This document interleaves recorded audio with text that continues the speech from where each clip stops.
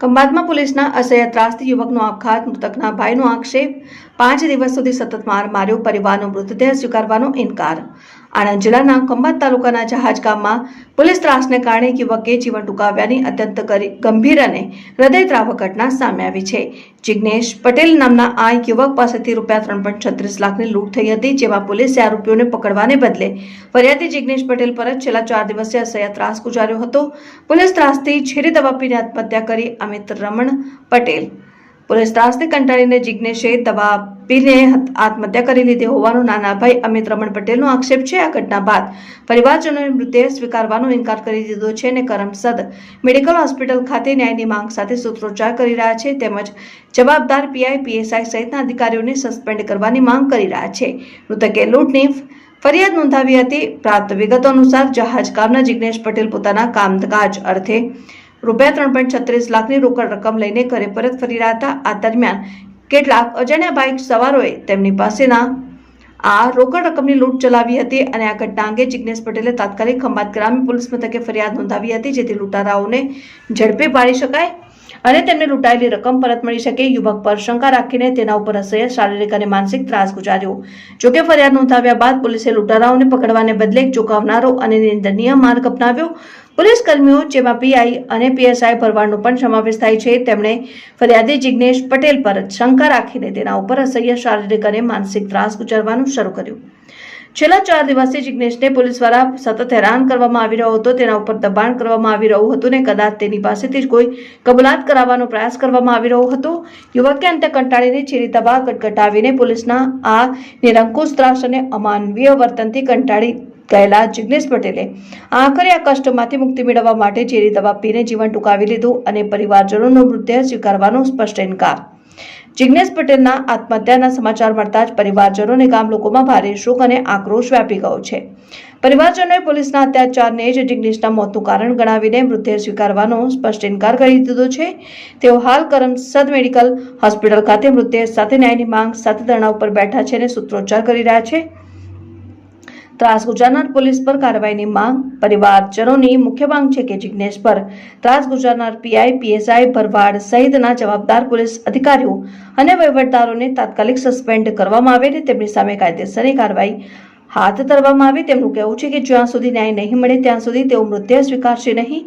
ફરિયાદી સાથે આરોપી જેવું વર્તન કરીને માર મરાયો હતો। પટેલ અમિત કુમાર રમણભાઈ, જે જિગ્નેશભાઈના નાના ભાઈ છે, તેમણે એક ઘટના અંગે વાત કરી જે 11 તારીખે બની હતી। તેમનો આરોપ છે કે પોલીસે આ મામલે યોગ્ય કાર્યવાહી કરવાને બદલે ફરિયાદી સાથે આરોપી જેવું વર્તન કરીને માર માર્યો। 12 તારીખે સવારે 4 વાગે જિગ્નેશભાઈને બોલાવવામાં આવ્યા અને પછી છોડી દેવામાં આવ્યા। અમિતભાઈનો દાવો છે કે જિગ્નેશભાઈને ખૂબ ટોર્ચર કરવામાં આવ્યા અને માર મારવામાં આવ્યો। જિગ્નેશભાઈએ અમિતભાઈને જણાવ્યું હતું કે તેમણે કંઈ કર્યું નથી અને તેમને ફસાવવામાં આવી રહ્યો છે। રૂમમાંથી માર મારવાનો અવાજ સંભળાયો। અમિતભાઈએ પોલીસ પર પણ આરોપ લગાવ્યો છે કે ફરિયાદીને મારપીટ કરવાની સત્તા શા માટે આપવામાં આવી। તેમણે પોતાની નજરે જિગ્નેશભાઈને 11 થી 16 તારીખ સુધી માર મારતા જોયા છે। 15 તારીખે સાંજે જ્યારે તેઓ ગયા ત્યારે તેમને અલગ રૂમમાંથી માર મારવામાં અવાજ સંભળાતો હતો, કારણ કે કેમેરાથી બચવા માટે તેમને અલગ રૂમમાં માર મારવામાં આવ્યા હતા। બ્યુરો હેડ બસર મલિક, આણંદ। પટેલ અમિત કુમાર રમણભાઈ, જિગ્નેશભાઈનો નાનો ભાઈ। હું આ જે ઘટના થઈ તારનો એની જોડે જ છું। મને એને પહેલેથી કહ્યું હતું, ભાઈ મેં આ નહીં કર્યું, તોય ખબર નહીં। અને પ્લસ બીજું કે આ 11 તારીખનો બનાવ બન્યો છે, પોલીસ કશું કરતી નથી। બીજે દિવસ આજે દિવસ 11 વાગે, બીજે દિવસ 12 તારીખે અમે સવારમાં 4 વાગે બીજે દિવસ બોલાવે, મોજના હાજર છોડી મેલે, આ તે બધું। પ્લસ આ બનાવ કે એને ટોર્ચરિંગ એટલું કર્યું છે, એને મારપીટ એટલી કરી છે, એ મેં અમે હાથ જોડીને કહ્યું, મૂકું ભાઈ શું ભાઈનો નાનો ભાઈ। હું આ જે ઘટના થઈ તારનો એની જોડે જ છું।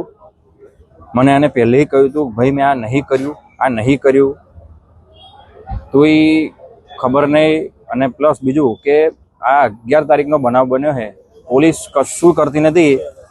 બીજે દિવસ આજે દિવસ 11 વાગે, બીજે દિવસ 12 તારીખે અમે સવારમાં 4 વાગે બીજે દિવસ બોલાવે, મોજના હાજર છોડી મેલે, આ તે બધું।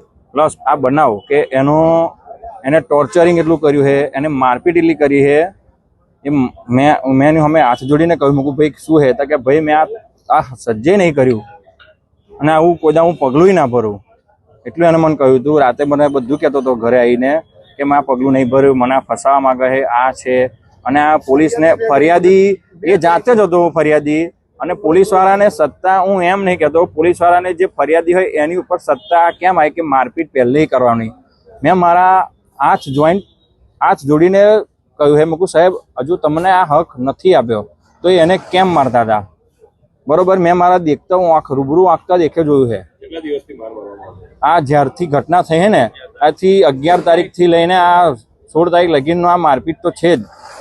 તો કે હું જે દિવસ 15 તારીખે હાજે ગયો ને ત્યારે મને બૂમો બહાર સંભળાતી હતી, અને અલગ રૂમમાં મારે, કેમ કે કેમેરા રૂમમાં મારે તો એવા એ થાય, એટલે અલગ રૂમમાં એવા મારપીટ કરતા હતા.